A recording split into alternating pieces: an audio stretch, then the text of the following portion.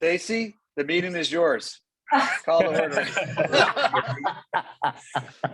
Miki, all right. Well, thank you, Mr. Chair, for calling this meeting. Thank you, Jackie, very much. I want to verify we have a quorum. Even better. Terrific. Thank you. And thank you to each one of you for attending. It's a timely issue. It's an important issue. And we're at the point where we really just need to gain some kind of consensus one way or another. I hope it goes one way. That's my 2 cents. We're essentially at a point where we have approached Senator Ben Allen. And Jackie, is there anything you wanted to add before I kind of give everyone a summation?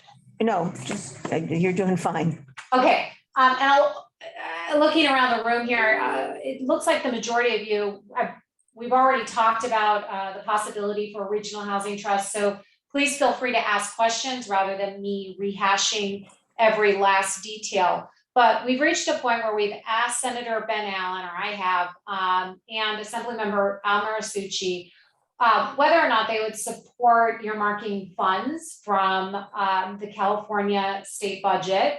I asked for $50 million to seed fund a regional housing trust for our South Bay COG cities. We, in some research, have realized that having legislation create a regional housing trust for our South Bay cities is an enhanced model. It's what helped formulate the San Gabriel Valley Regional Housing Trust, and it puts them in a better position to seek out state funding year after year, and certainly allows our legislators a better opportunity to secure that money for our region year after year. We've come to find that the lending model is the most ideal. It is certainly the most sustainable. Money is lent out on a very short-term basis. There's essentially been, in all of our research, a 0% default rate. And we can keep filling the pot each year by asking for more state money, just enhancing, that 50 million could go to then 100 or 200, et cetera, only enhancing our ability to be able to lend out money to build affordable housing in our region. Right now, Glendale, Burbank, and Pasadena have legislation that's going to be voted on to form their regional housing trust. We know this, the gateway cities are looking into forming a regional housing trust, and we know that the San Gabriel Valley Regional Housing Trust is looking to earmark out of the California state budget this next fiscal year over $100 million. So we're at the point where it's kind of now or never as these additional regional housing trusts are popping up. We want to make sure that we get that pot of money because it really will be a sustainable funding source for the regional housing trust. We have come to, David, thank you for essentially drafting legislation that we could use for Ben Allen to author for us on our behalf. We came to, I think it was a 7-member board where 5 would be, David, correct me if I'm wrong, elected officials. Yes. Is that right? Okay. And 2 experts in housing that can be also city staff. And actually that's the model that San Gabriel Valley Regional Housing Trust utilizes. Projects would be applied for, the board would vote on it, and then they would divvy out how the money is spent. We've had conversations with the San Gabriel Regional Housing Trust, the person that administers that, even though it's overseen by their COG, the executive director is actually a former loan originator from a private bank. She is in the best position to run a regional housing trust and recommended that we look to someone similar to administer our trust as well if we move in that direction. We've had some questions about whether or not strings are attached to the money. Well, of course, the money is going to have to be earmarked for affordable housing projects. And the other string that we were able to identify, and really we were not able to uncover anymore, is that the money really just needs to be spent within 2 years. And then once it's paid back into the fund, you have essentially it's the fund's money, and you have as much time as you need to be able to disperse it when you recycle those funds out again. So we're at the point right now where we really need cities to at least express their support in willing to move forward to give Ben Allen and Al Marisucci some assurance that our cities are certainly interested in something like this. If they're going to go through authoring a bill to help create a regional housing trust, they need some assurance that our cities may be on board. Some cities have brought up administration costs. What we've seen in San Gabriel Valley has been between $5,000 to $20,000 per participating city. We've also come to find that you can earmark 5% of state funds as admin fees. So much of that could likely be offset. And then a final note is that we've also come to decide that an optional participation by cities is probably the best model. And hopefully the vast majority, if not all of our cities, would be willing to participate in the Regional Housing Trust. So if I'm happy to answer any questions, but I think staff's recommendation was that we support moving forward with drafting this legislation, and hopefully garner support from each of our cities as a result as well, regardless if at the end of the day you decide to sign on as a member city to the Regional Housing Trust, but at least supporting concept what we're trying to do for the region. Stacey. Yes, Cedric. Quick question. What is the minimum amount of cities do you need to have to make this doable? That's a good question. We haven't drilled down on that, unless David, you maybe have an idea of that, but at least five if you want 5 elected officials on the board. that's true, right? I don't know, I'm just doing math. Well, I think we got to think about admin costs that we're going to have to sustain regardless of the number of cities that participate. And that is going to be north of or around $200,000 a year divided by participating cities. So, if we have, hopefully 2/3 of our cities want to opt in, and then and that's what they saw in the San Gabriel Valley, and as it stands now, there's very few cities that they don't have participating, and that's only 2 years into it. But remember, you potentially get a seat on the board if your city is a member city. You don't have that opportunity to sit on that board if your city is not a member. So, and will the opt-in process based upon dues, would that be based upon the size of your city or just across the board generic? What we've seen in other regional housing trusts is that it's based on your population size, but as we're formulating our JPA and our bylaws and all that, we can decide how we want that to look, and how each city is apportioned their fee. And the last question, has the city managers been contacted in regards to this process or being proposed?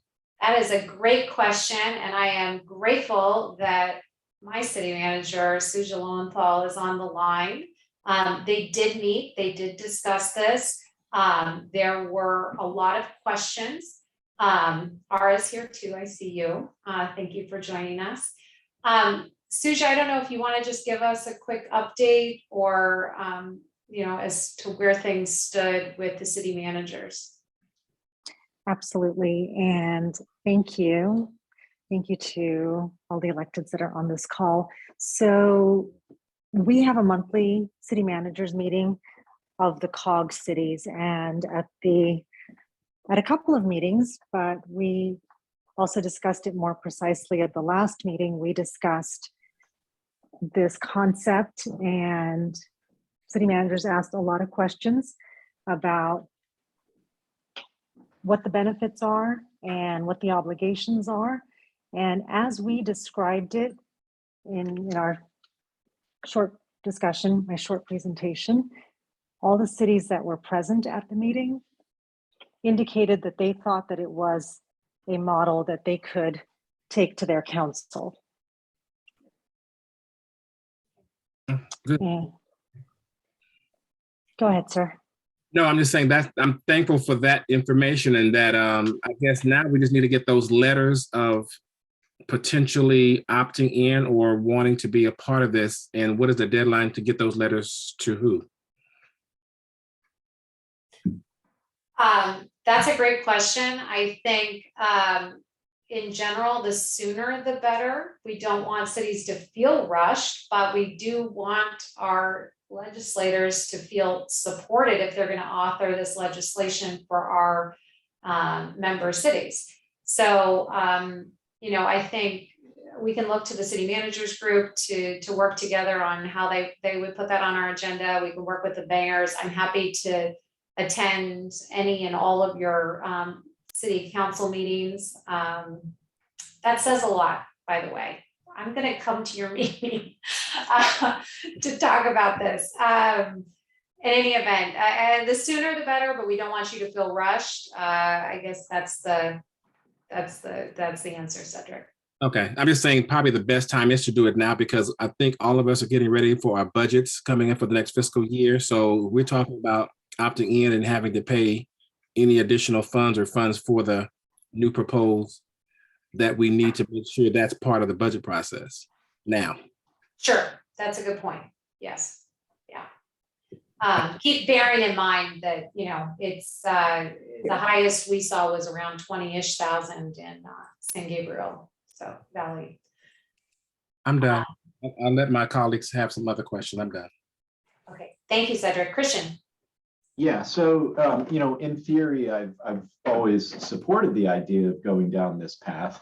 I have no idea what my council would feel on this, and so I would really want to see kind of an outline of what does this legislation look like, and have a better understanding of kind of the ins and outs of it personally before I took a vote on behalf of the city of Redondo Beach. I will say, in speaking with my city manager, based on the city manager's meetings, they, in theory are okay with it, but, it was kind of a very high level, loose outline, and that made sense. But, if we're going to get a little bit more in the weeds, that's, I think, where it's really going to be important to understand what are the obligations of each city, how does it work? Are we basing this completely off of what San Gabriel Valley did? Do we have something to look at? Because I remember when we first started talking about this, like a year and a half ago, right? We were kind of working with contract cities, people, but it was really loose at that time, and then it kind of went away for a little bit. Yeah. So. Yeah. So yeah, that's just my concern. I have to separate myself from me personally, like what do I think is a good idea moving forward versus my vote as a representative of other colleagues who we haven't had any discussion around this yet. Yeah, understood, Christian. Thank you. I think the draft legislation should have been included in the agenda, if I'm not mistaken. So you can If take it was, then it's my bad that I. It's and it's benign. I'll just put it that way. It allows us to form a regional housing trust. What is then our responsibility is forming a JPA, forming those bylaws, putting what are the obligations of the trust, of the member cities, what does the board look like, stuff to that effect. So I think that would resolve a lot of your questions as we move and embark through that second part of the process. At this point, again, I just really can't overemphasize, this is not you as a city or a council member committing yourself to being a member of the trust. we really just want to ensure that there is interest and that you support the idea of moving forward with this legislation that would form a regional housing trust, at which point then you, city council member, et cetera, would have the option to decide whether you were going to join that trust or not. The sooner you get involved, the better. Like I mentioned, you then have the potential to sit on the board, have a seat at the table on forming the bylaws and what have you. Drew.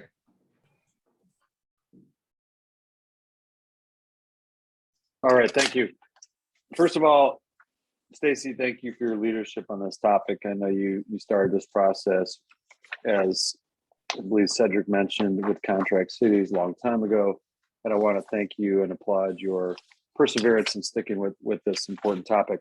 The only thing, and I alluded to this the other day with you on the phone, I believe, is just, can you talk a little bit about what is the downside risk for individual cities, for the COG itself, and just collectively? Thank you. I think that's a really important question. I think that was the heart of the conversation at the city managers meeting as well, of, what are we missing? What strings are attached? What are the obligations? What is this going to obligate us to? What is the downside? And truly, we were, the strings are, you have to spend the money, the Regional Housing Trust does, once they get it from the state within 2 years. And that it has to be used for affordable housing. Whether or not your city participates or not, what is the downside? Well, you may have to pay a small admin fee to be able to, help subsidize the admin costs. That issue became less of an issue once we found out that 5% of the money that you get from the state can be earmarked for admin fees. 5% of 50 million or 100 million, someone do the math. I think we can pay for an admin person or 2 or 3. If that's what it takes. So the downside, you get to have access to a pot of money to offer to developers, or if you as a city, I suppose, want to develop affordable housing that you would have access to that would help build affordable housing in each of your cities. And each of those units that are built help give you arena credit. It helps protect you against being a target from the Attorney General and his housing strike force, really to show that we're putting our best foot forward. So it's really been difficult to identify a downside, but if anyone has one, I'm all ears. Well, I would just say that the administrative burden, even though the administrative burden itself can be funded by the trust fund itself, I would say that it's not our burden necessarily because we're getting the money from another source, but that is something to contend with, I guess, if there was a situation where there were not enough eligible projects to be funded, God forbid, and then you'd still have this administrative burn rate, so to speak, where you'd be eating away at the money. Again, not necessarily our problem, state directed funds, but I think from my standpoint, that's really the only downside risk that I see, is that we're spending taxpayer dollars without maybe having suitable projects that could meet the requirements. And to that point, we did talk to San Gabriel Valley and some other housing trusts. They have a pipeline, hundreds of projects long. They don't have enough money for the people that are applying for it, probably 100 times over.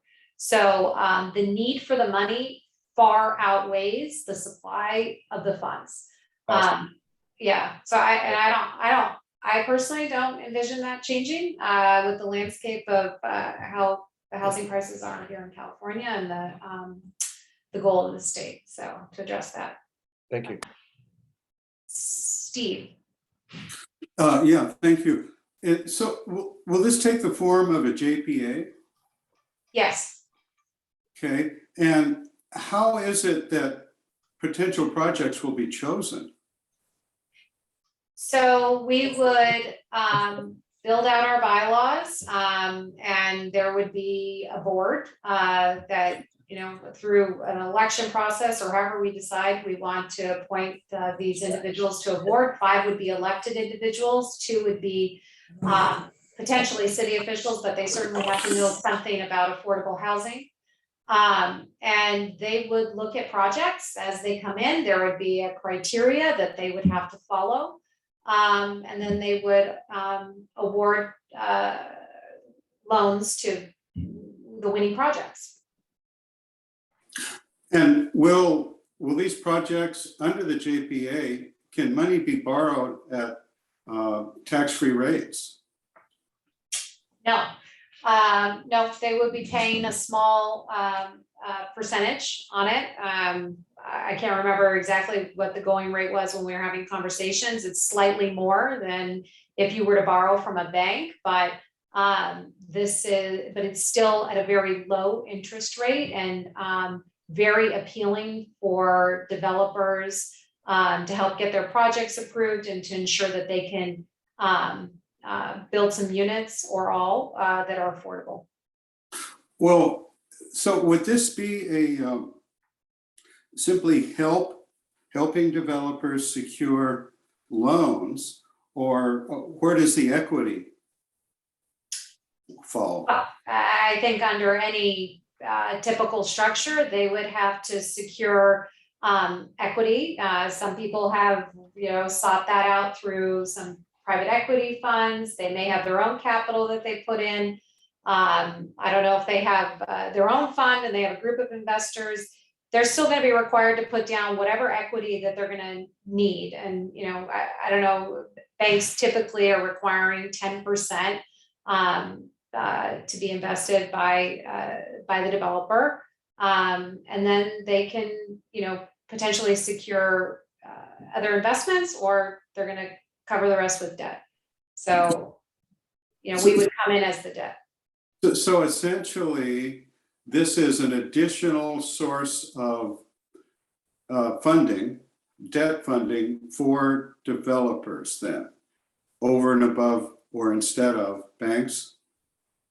I think it would typically be in addition to a bank loan. Okay, now, and so there actually would be repayment on any money that the JPA lent to a specific project. Is that correct? That's correct. And they, unlike the bank, a typical bank loan, these are very short-term loans. I think, as I'm recalling, David, correct me if I'm wrong, it's between 2 to 5 years. And the note would be subordinate to the primary loan? That's my understanding. Yes. Okay, thank you. Thank you. We've had the hand up in our conference room. Yes, I was, thank you, Stacy. I was trying to figure out, I understand that RENA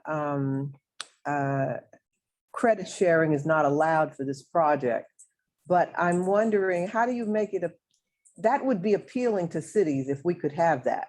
That would be something that cities would really like to see, if you could have that RENA credit sharing, because that's a big problem for the cities. Is there any way, is that something that's set in stone, that RENA will not be allowed to be a function of this project? Well, it's certainly not set in stone. I think it adds complications to the legislation moving forward, because it had been a controversial issue. However, with how many regional housing trusts that we see being formed, I think a lot of regions are showing that they're putting their best foot forward, and a RENA credit sharing option may be available at some point in the next year or two, after regions like we do establish regional housing trusts. I think an important point is, with the money that let's say Hawthorne has a developer that applies for a project, and it's going to be 50 units of affordable housing, and they secure the loan from the trust. That would then help facilitate building those 50 units in Hawthorne, and in that case, Hawthorne gets the 50 RENA credits for whichever form of affordable housing is ultimately built. So if the housing is built in your region, your city is gonna reap the benefit of that RENA number.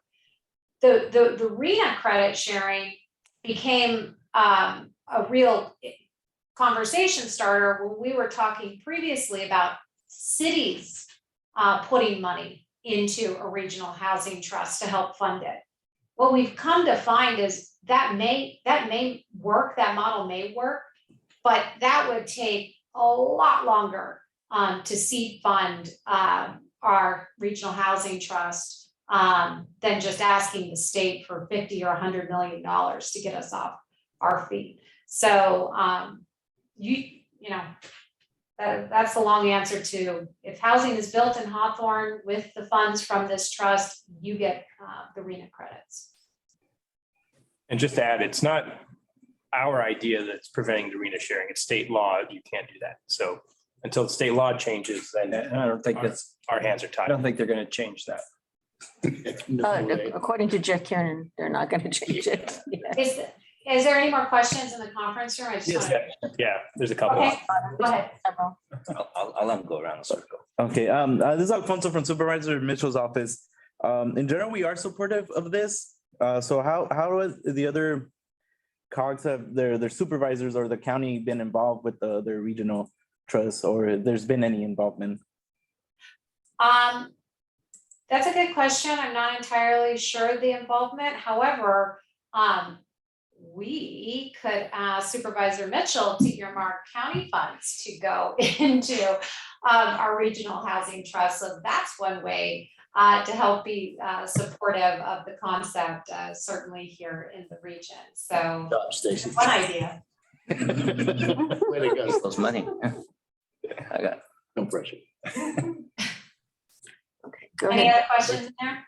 Yeah, I do. This is George. Thank you, Stacy. I'm actually looking at some notes here from our city staff. I think I'm not gonna belabor the whole group here by reading all the questions. Looks like there's still a few questions from my meeting with our city manager and our CDD director from the city of Torrance. Okay. And I think most of the questions are still regarding, I think it already in the area of fees. And then I had another thing that came in my mind. And I thought what you said earlier, Stacy, verbally about 5 minutes ago, that the rates of this, if a developer wants to use the funds, is higher than what they would get from a bank. Then why would they use this if It's lower. I thought you said higher? That's right.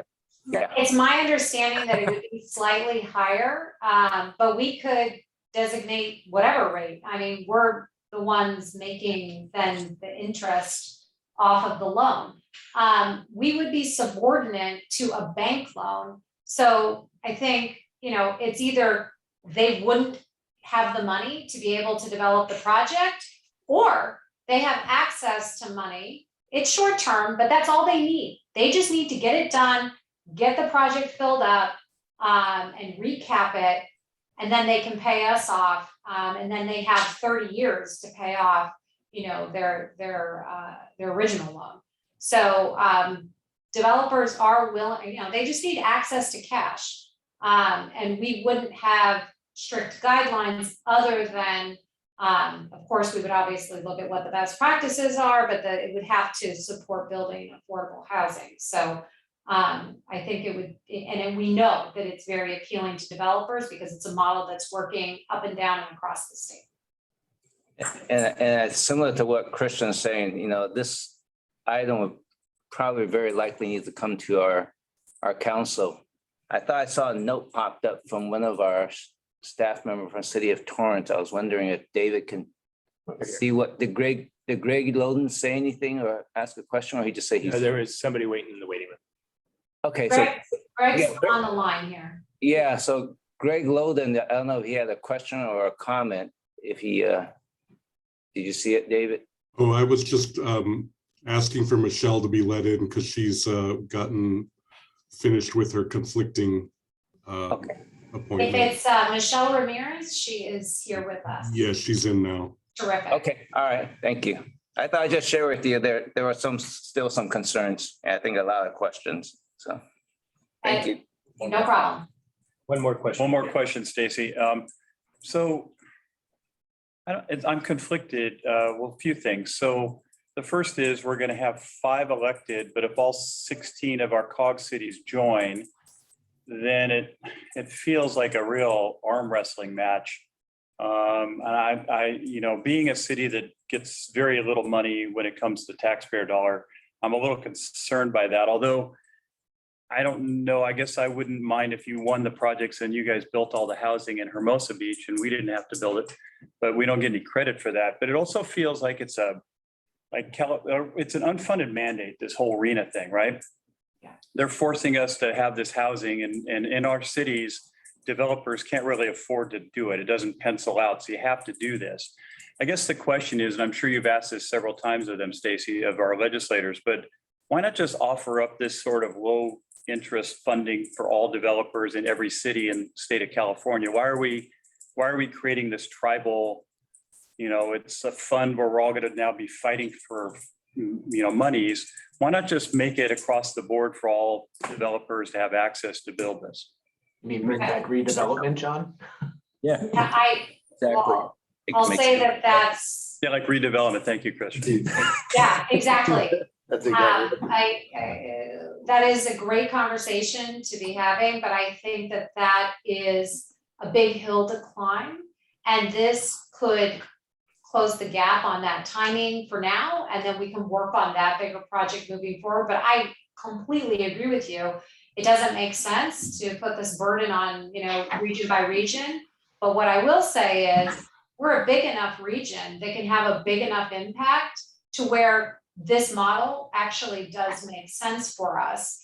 And, to your concern about the number of board members, no way would we be okay with bylaws and, project selection criteria that would favor the cities that are representing a representative on the board. I mean, that's bananas. I mean, we really need to make sure that we have an objective standard and that, cities aren't favored one over the other just because they have a board seat. That would be a breakdown of the model. That would not be fair.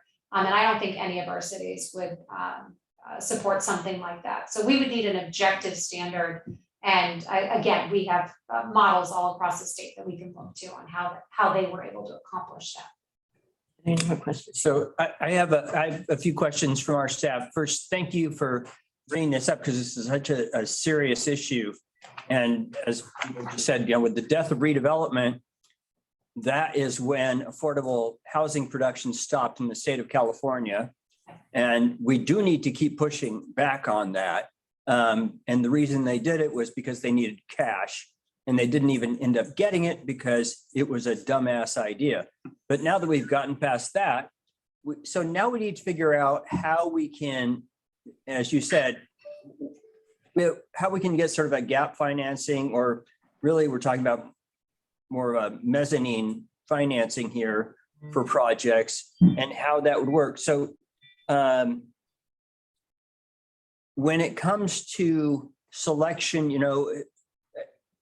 my staff is concerned with how we would set up the criteria. And the fact that we need to be thinking about that now and not much later, because that's something that should be set really from the start. What is it that we're trying to accomplish with this? We need to be very explicit and intentional about that. So I would just raise that as an issue first. And then there were several questions that I can combine all into one small question, which is, what is the COG's role in this? I know that over the years, I've seen a lot of things dumped on the COG that we've mostly managed to, I think, do quite well with. But we need to recognize that it really is something that we need to figure out how we're going to deal with it. And I wouldn't want to wait till later on that one either, because we wouldn't want to fail because of administrative reasons. That would just be a tragedy. What else did I have that I needed to cover? Of their 15 questions they gave me. Oh dear. Well, while you're putting together maybe the rest of them, let me. That's enough. That's enough. Just okay, Barry. So just to your first point, the criteria, I, just reiterate what I had just said. It needs to be an objective standard that is not formulated by the legislation. And really that's what we're here to talk about, whether or not, we can support legislation that would form a regional housing trust.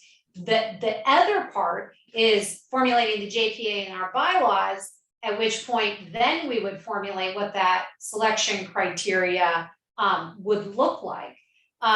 As far as the COG's role, the COG would be paid, as I understand it, an admin fee to oversee the executive director of the Regional Housing Trust. So they would be compensated for that to some degree. I don't know how much. I can't imagine it's a lot, but it'll be something. But further to that point, I can't think of an issue that is more consequential and that affects every single one of our cities, namely because of the RENA obligation that has been, instilled on us from the state, than housing. So, it is, in my opinion, the most appropriate place for a regional housing trust to be set is within our COG. It is something obviously that affects all of our cities, and all of our cities have an interest in looking at. So, Hey, Stacy, can I interject for a sec? Sure. This is Drew. Is there anyone that has a question that's materially different or comment than what's been posed to this point? I'm sorry, I do have one other item that we haven't discussed, which is including things like density bonuses and these sort of techniques or tools that we've had. We need to make sure that we incorporate all of those things. What else is on that? Yeah, density bonuses, I think that's the biggest one. How that's going to work and how we're going to look at the overall question of density in projects. Mm-hmm. And I think that goes back to the selection criteria, which would be like, if we had to put this in phases, we're in phase 1 right now of developing the legislation to form the housing trust. Phase 2, which almost happens concurrently to some extent, is formulating the JPA and the bylaws. And that's where that gets touched on. Thank you. You're welcome. Any other questions in the conference room? Okay, seeing. I see Debbie has her hand up. Several people have their hand up still. I just wonder if their questions have been answered. Christian, Stephen, Debbie, all have their hand. Debbie's. Yeah, I put my hand back up, Drew. Okay. Thank you. Thank you. And to that end, Drew, Jim Roos had his hand up before me. Jim, did you want to jump back in the queue, or has your question been questions answered? have been answered. Thanks. Okay. So I don't know if this is materially different, Drew, than what you called for. Looking again at downsides to joining, or not to joining, but to being part of a housing trust. Is there any blowback to the cities who become part of the housing trust if the loan is defaulted on? That's a really good question. I think that that's come up in actually multiple conversations. So Mike Jenkins is on the line. He can talk to us about how we may be sheltered through the JPA, our individual cities.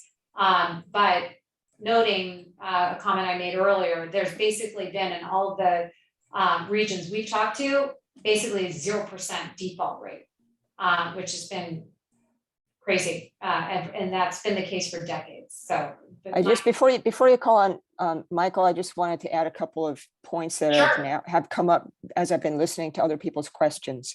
To George's point about interest rates, the materials that are part of the agenda for today say that the developers will be charged a lower interest rate than traditional banks or other lending organizations at the top of page 7. So maybe David wants to clarify that for us. And the other question that I would add on is what Jackie's perspective would be about COG involvement in a housing trust, what it means for staff, et cetera.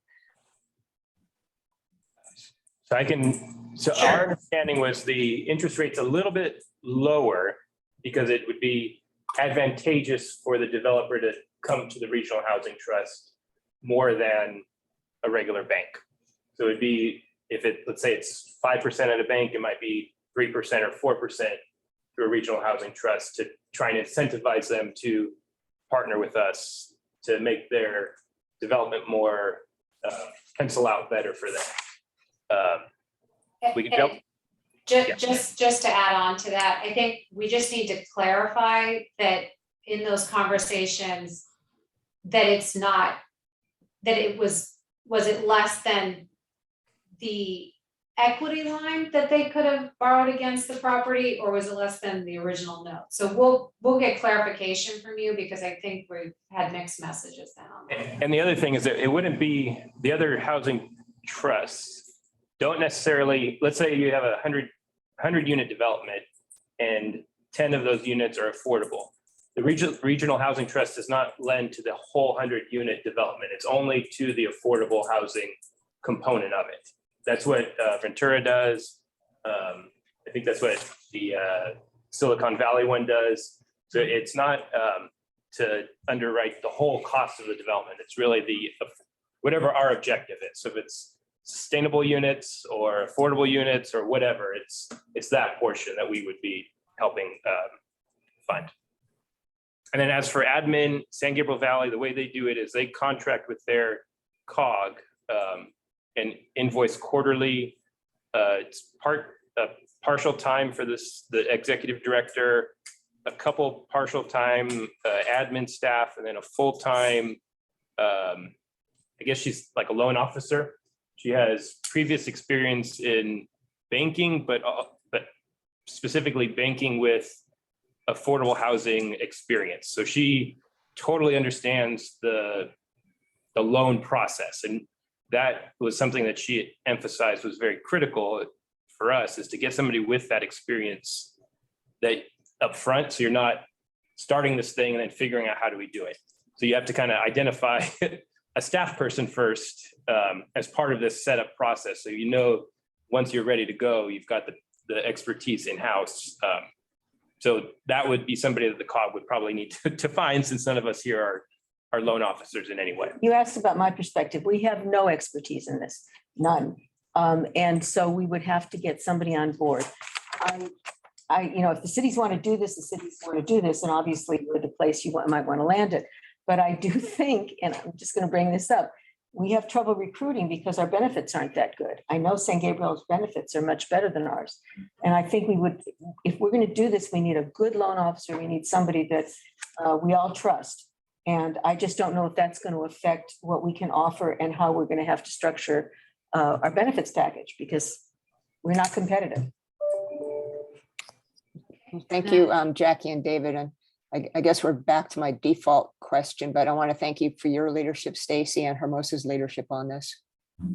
Thank you, Debbie. And I'll just turn to Mike Jenkins really quickly on that great question about city's liability if a loan defaults.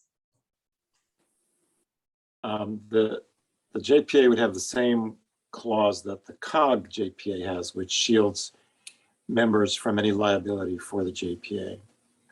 In other words, JPA liabilities are not the liabilities of the member cities. Great, thank you. Christian, your hand's up again, and then Steve, you're next. Yeah, so just real quick, Stacy, what you're doing here is like all the stuff I did trying to get CCA here in county, right? And starting that up was a huge lift, and the only way we were able to do it was with a $10 million loan from county, right? And so, going back to kind of Debbie's question, from a council's approval to actual funding, like what is that process? And then where do we, if we are to use the COG kind of as a bridge, or the way that San Gabriel Valley is doing it, how do we haven't really spent a lot of time talking about this in the weeds like we normally would for things that we involve the COG with.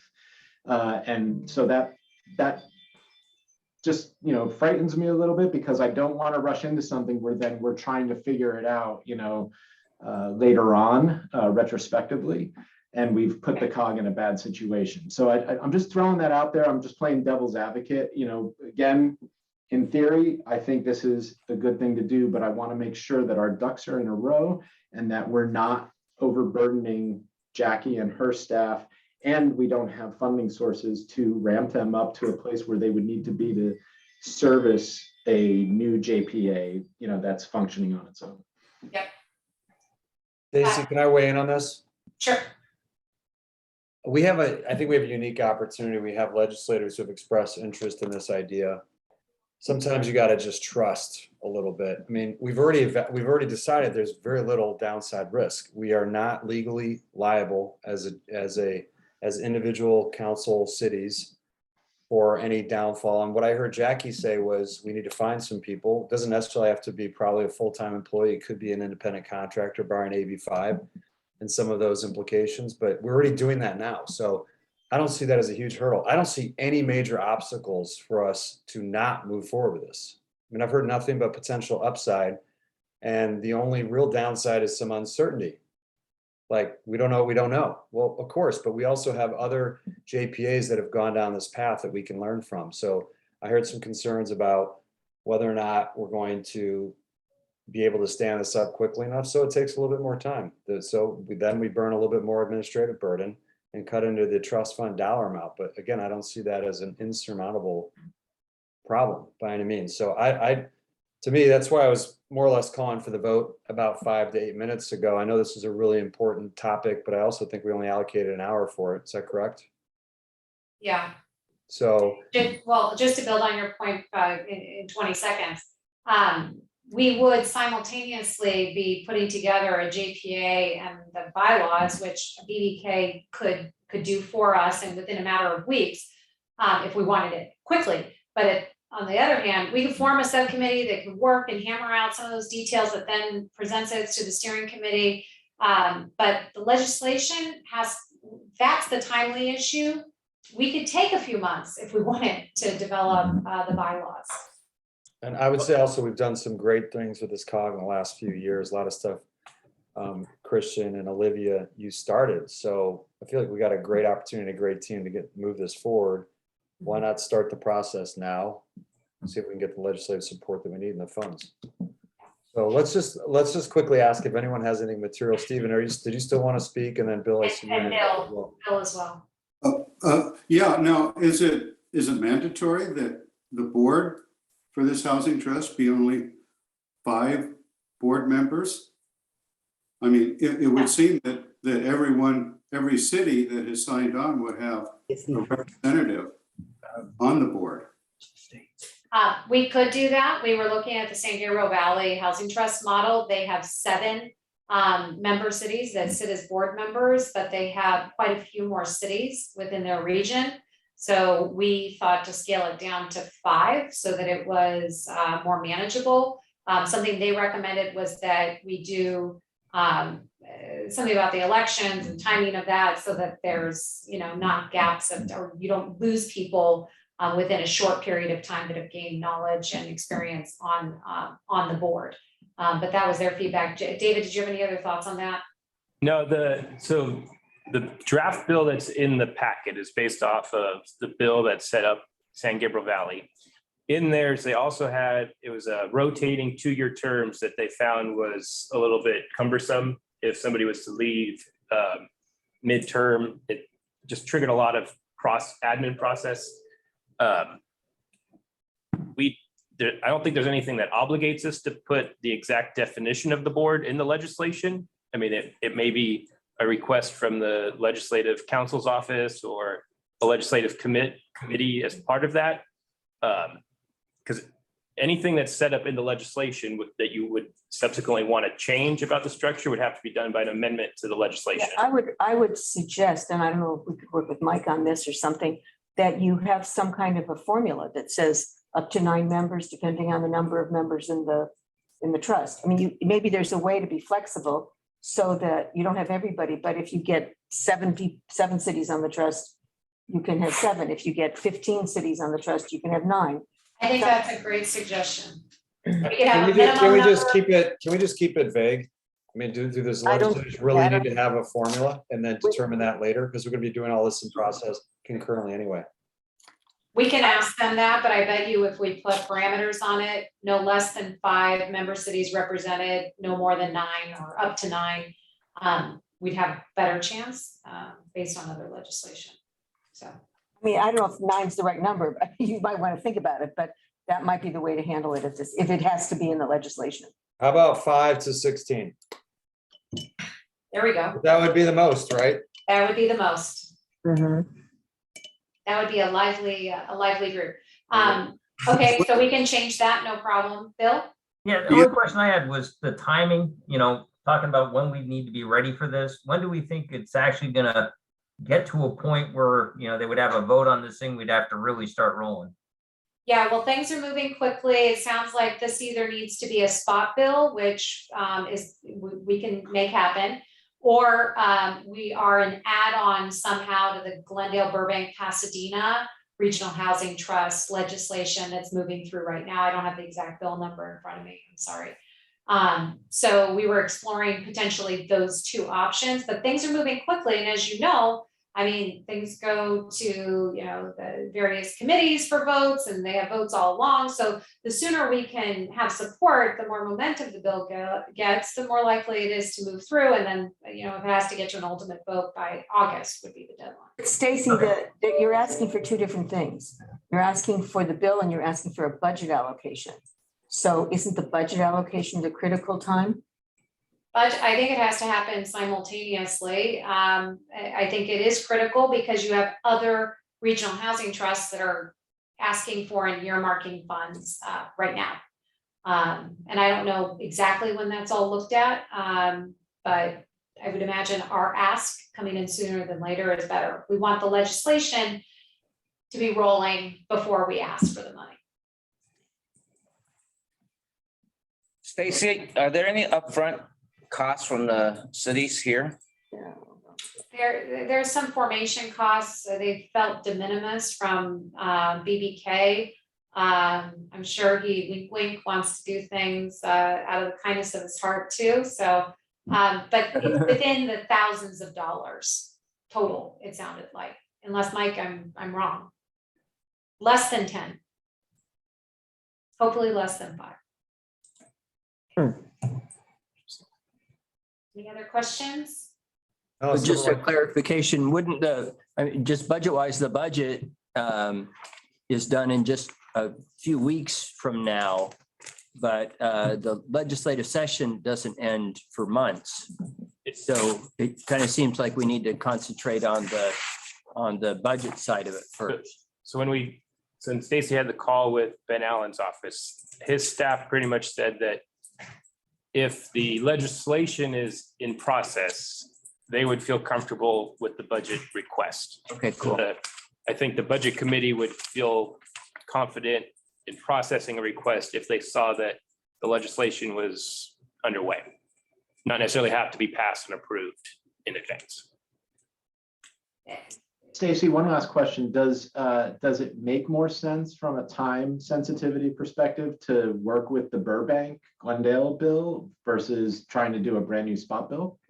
And is there anything about that bill that is, unsavory or? What does it say about their board composition? Yeah.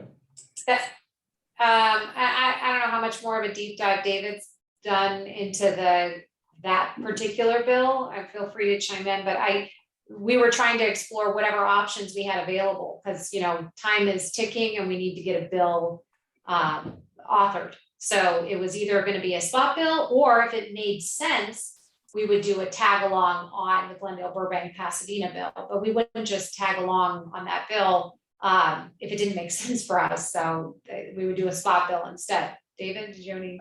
Yeah, I think we'd probably work with Ben Allen's office on that specifics. To me, it would feel weird if their bill specifically described their board and that sort of thing. And then section 2 of that would say the south phase looks like this, and the two aren't really similar to each other. So we probably just need to figure that out. But Ben Allen's office seemed to think either option was workable.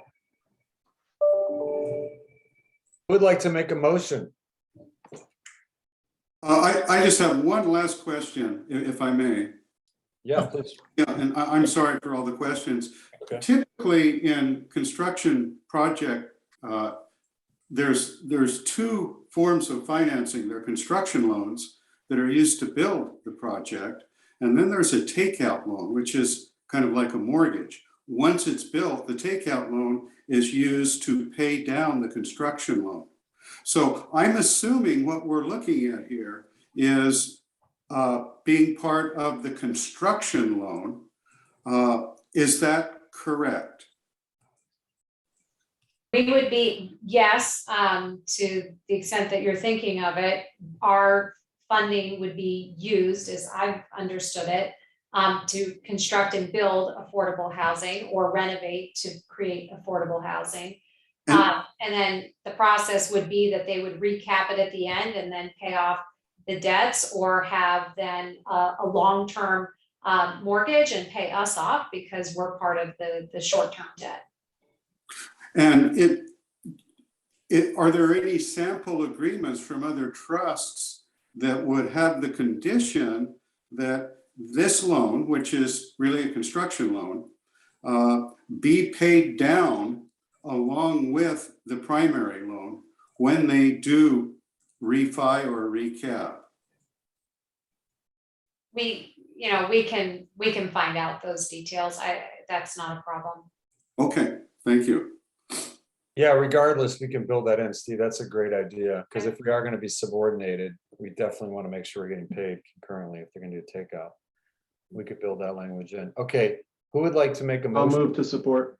Awesome. Who was that? Christian was the first, and who was the second? Tanaka. Who's Christian? Yeah.